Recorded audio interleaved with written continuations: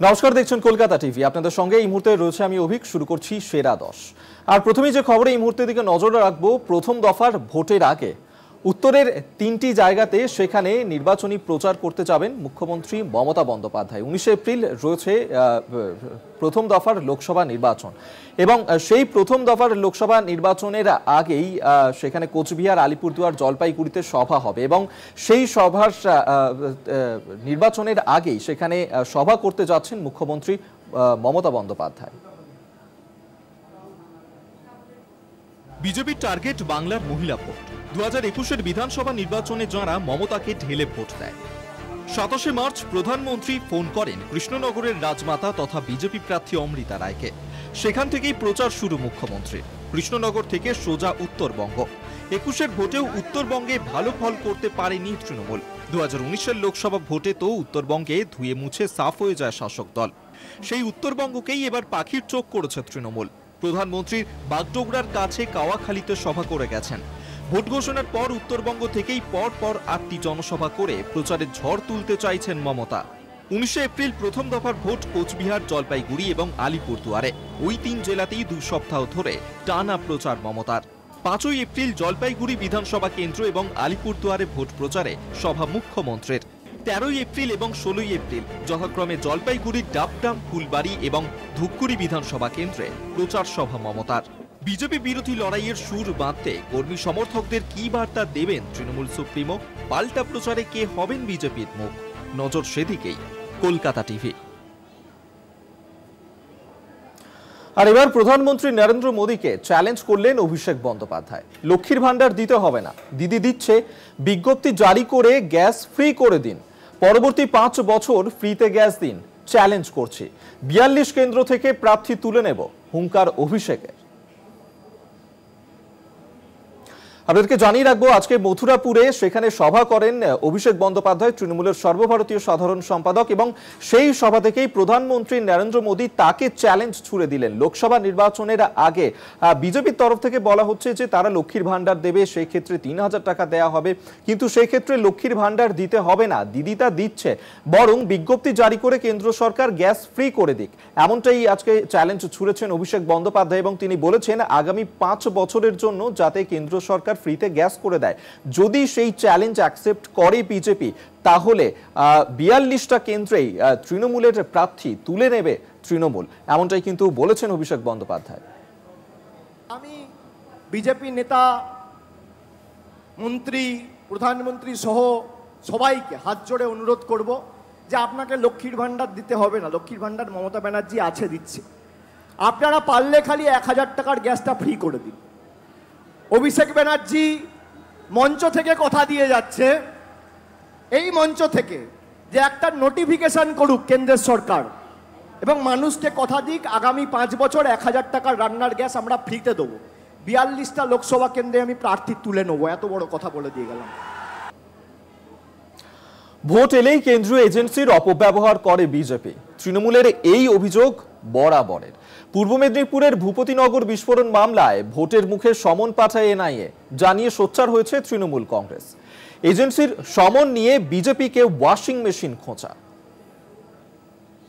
নির্বাচনী আচরণ বিধি চালু হওয়ার পর গ্রেপ্তার দিল্লির মুখ্যমন্ত্রী অরবিন্দ কেজরিওয়াল। সিবিআই তল্লাশির পর সমন করা হয় কৃষ্ণনগরের তৃণমূল কংগ্রেস প্রার্থী মহুয়া মৈত্রকে। তৃণমূলের অভিযোগ, নির্বাচন বলেই অতি সক্রিয় কেন্দ্রীয় এজেন্সি, শিরোনামে ভূপতিনগরের বিস্ফোরণ মামলা। 2022 সালের ডিসেম্বর মাসে বিস্ফোরণে কেঁপে ওঠে পূর্ব মেদিনীপুরের ভূপতিনগর এলাকা। বিস্ফোরণে কয়েকজনের মৃত্যু হয়। ঘটনার পর এনআইএ তদন্তের দাবি করেন বিরোধী দলনেতা শুভেন্দু অধিকারী। 1.5 বছর পর শনিবার তৃণমূলের বেশ কয়েকজন নেতাকে তলব করে এনআইএ। এই এজেন্সি সমনের সূত্র ধরেই তৃণমূলের হাতিয়ার ওয়াশিং মেশিন তত্ত্ব।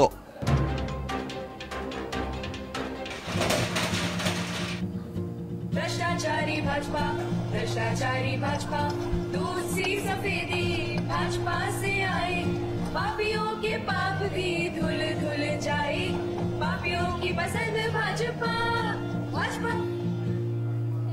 তৃণমূলের নিশানায় শুভেন্দু অধিকারী, হেমন্ত বিশ্ব শর্মা এবং হালের প্রফুল প্যাটেল।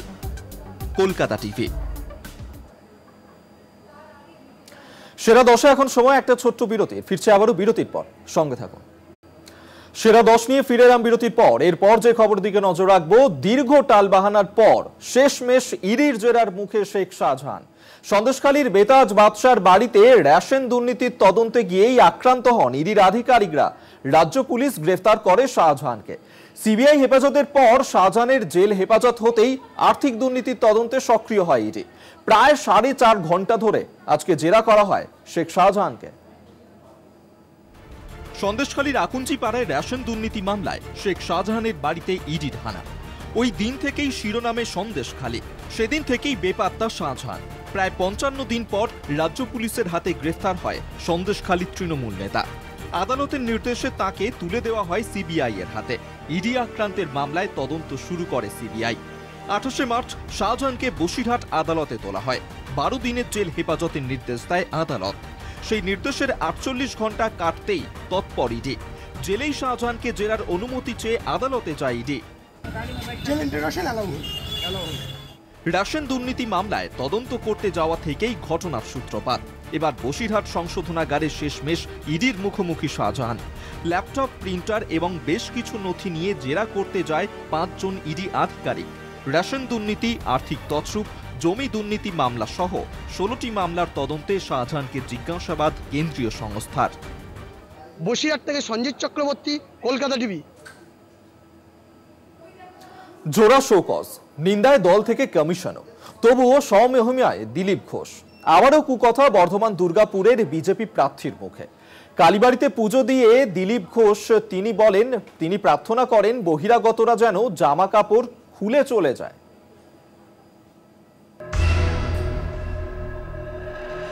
কলকাতা হোক কিংবা মেদিনীপুর বা বর্ধমান, সমহিমায় কুকথার ছক্কা হাঁকিয়ে চলেছে বিজেপি প্রার্থী দিলীপ ঘোষ। সদ্যই মুখ্যমন্ত্রীকে নিয়ে কুকথা বলায় বিস্তর সমালোচিত। ঘরে বাইরে মিলেছে শোকজ নোটিশ, তবু কুকথায় দাড়ি টানার পাত্র নন দিলীপ ঘোষ। শনিবার পূর্ব বর্ধমানের কামনাড়ার গৌর কালীবাড়ি মন্দিরে পুজো দিলেন তিনি। পুজো দিয়েই বিজেপি প্রার্থীর প্রার্থনা বহিরাগতরা যেন জামা কাপড় খুলে রেখে চলে যায়। দিলীপ ঘোষকে পাল্টা কটাক্ষ করেন তৃণমূলের কুণাল ঘোষ। এনআরসি ইস্যু তুলে দিলীপকে খোঁচা তৃণমূল নেতার। মুখ্যমন্ত্রী মমতা বন্দ্যোপাধ্যায়কে অসাংবিধানিক শব্দ প্রয়োগের জন্য শোকজের জোড়া ফলার মুখে পড়তে হয় দিলীপ ঘোষকে। প্রথমে নিজের দলের তরফে শোকজের নোটিশ ধরানো হয় তাকে, পরে নির্বাচন কমিশনও শোকজ করেন বিজেপি প্রার্থীকে। শুক্রবারই কমিশনের সেই শোকজের উত্তরও দিয়েছেন দিলীপ ঘোষ। এরপর শনিবার ফের স্বমহিমায় কুকথার বুলি আওড়ালেন বর্ধমান দুর্গাপুরের বিজেপি প্রার্থী। ভাতার থেকে শেখ আব্বাস আলীর রিপোর্ট, কলকাতা টিভি।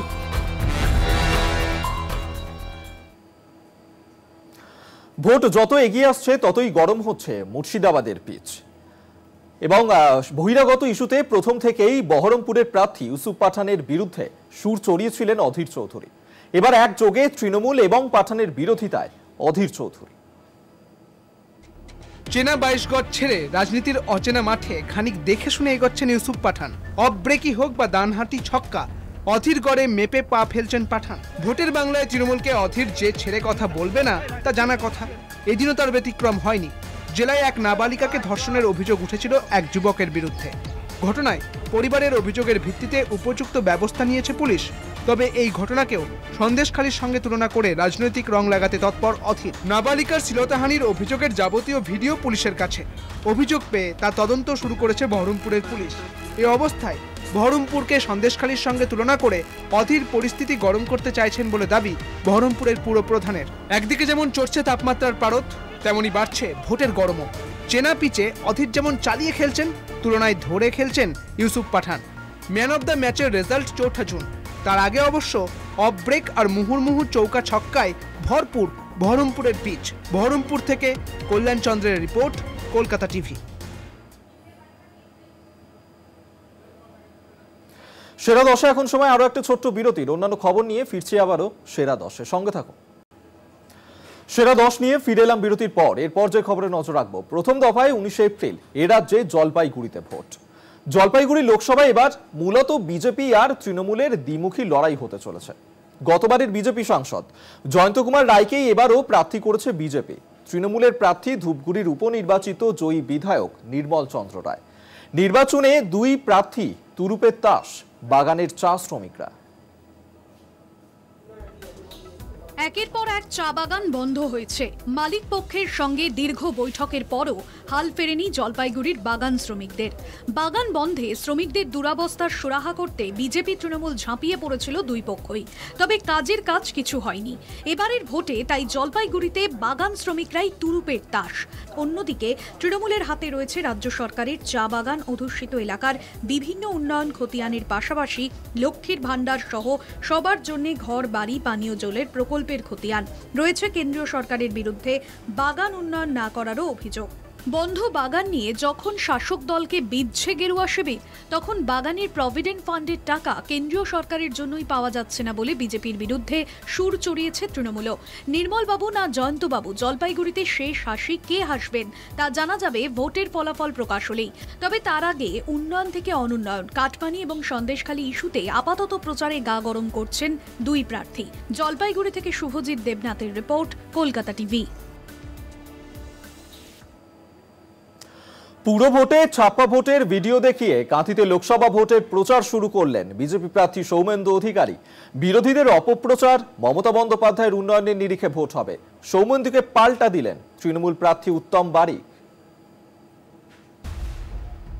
রাজ্যে 42 নয়, 39 আসনে জয় পেলেই 2026-এর আগে উল্টে যাবে তৃণমূল সরকার। এ রাজ্যেও ফুটবে পদ্মফুল, আসবে কেন্দ্রীয় সরকারের উন্নয়নের জোয়ার। লক্ষ্মীর ভাণ্ডারের 1000 এবং 1200 টাকার পরিবর্তে অন্নপূর্ণা যোজনার 3000 টাকা করে পাবেন মা বোনেরা। বিশ্বকর্মা প্রকল্পের সুবিধে পাবেন শ্রমিকরা। মোদী সরকারের জনমুখী প্রকল্পের ঘোষণার মধ্য দিয়ে কাঁথি থেকে লোকসভা ভোটের প্রচার শুরু করলেন বিজেপি প্রার্থী সৌমেন্দু অধিকারী। নাম না করে কাঁথির তৃণমূল প্রার্থী উত্তম বারিক ও কাঁথি পুরসভার চেয়ারম্যান সুপ্রকাশ গিরিকে আক্রমণ করেন সৌমেন্দু। সৌমেন্দুর নিশানায় উত্তম বারিককে ব্লকের নেতা বলে কটাক্ষ করেন সৌমেন্দু। যদিও বিজেপির অভিযোগকে গুরুত্ব দিতে নারাজ ঘাসফুল শিবির। কাঁথিতে ভোটে জয় নিয়ে নিশ্চিত উত্তম বারিক। তৃণমূল প্রার্থীদের বিরুদ্ধে কাদা ছিটিয়ে বিজেপি ভোট বৈতরণী পার করতে পারবে না বলে দাবি উত্তমের। কাঁথি থেকে সমীরণ সাহুর রিপোর্ট, কলকাতা টিভি।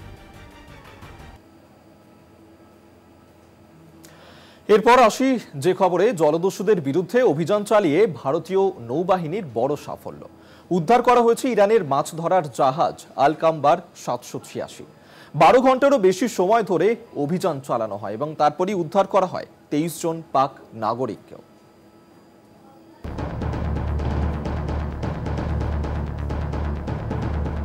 জলদস্যুদের বিরুদ্ধে অভিযান চালিয়ে বড় জয় পেল ভারতীয় নৌবাহিনী। আরব সাগরে 12 ঘন্টারও বেশি সময় ধরে জলদস্যুদের বিরুদ্ধে অভিযান চালায় আইএনএস সুমেধা।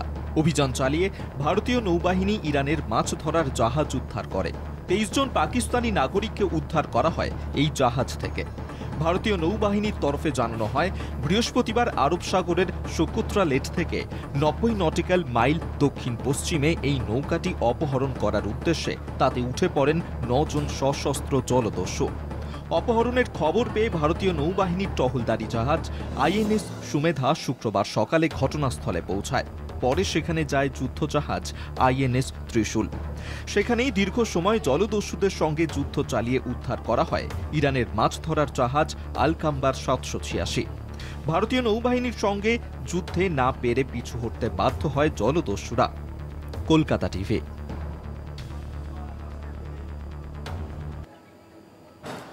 নারীরা ব্যভিচার করলে প্রকাশ্যে তাদের পাথর ছুঁড়ে হত্যা করা হবে। দেশের নারীদের এমনই ফতোয়া শোনালেন আফগানিস্তানের তালিবান শাসকরা। একটি অডিও বার্তায় তালিবান সুপ্রিমো মোল্লা হিবাতুল্লাহ বলেছেন, ব্যভিচার করলে মহিলাদের জনসমক্ষে বেত্রাঘাত করা হবে এবং পাথর মেরে হত্যা করা হবে। আন্তর্জাতিক মহলের সমালোচনা বা আপত্তিকে ফুৎকারে উড়িয়ে দিয়েছে তালিবানরা। এবার তাদের নতুন ফতোয়া সামনে এলো এবং এবারও নিশানায় নারীরা। যদি মহিলারা ব্যভিচার করে তবে প্রকাশ্যে তাদের পাথর ছুঁড়ে হত্যা করা হবে। রাষ্ট্রীয় টেলিভিশনে একটি অডিও বার্তায় তালেবান সুপ্রিমো মোল্লা হিবায়তুল্লাহ আখুনজাদা বলেছেন, নারীদের বিরুদ্ধে পদক্ষেপ করলে পশ্চিমী দুনিয়া তাকে নারী অধিকার লঙ্ঘন বলে অভিহিত করে। কিন্তু এবার মহিলারা যদি ব্যভিচার করে তাহলে আফগানিস্তানে তাদের প্রকাশ্যে বেত্রাঘাত করা হবে এবং তারপর পাথর মেরে হত্যা করা হবে। তার দাবি, ইসলাম এ কথাই বলে। রাষ্ট্রসংঘের পক্ষ থেকে তালিবানি সিদ্ধান্তে আপত্তি জানানো হয়েছে এবং তালিবান প্রশাসনকে এই পদক্ষেপে বিরত থাকতে বলেছে রাষ্ট্রসংঘ। কলকাতা টিভি।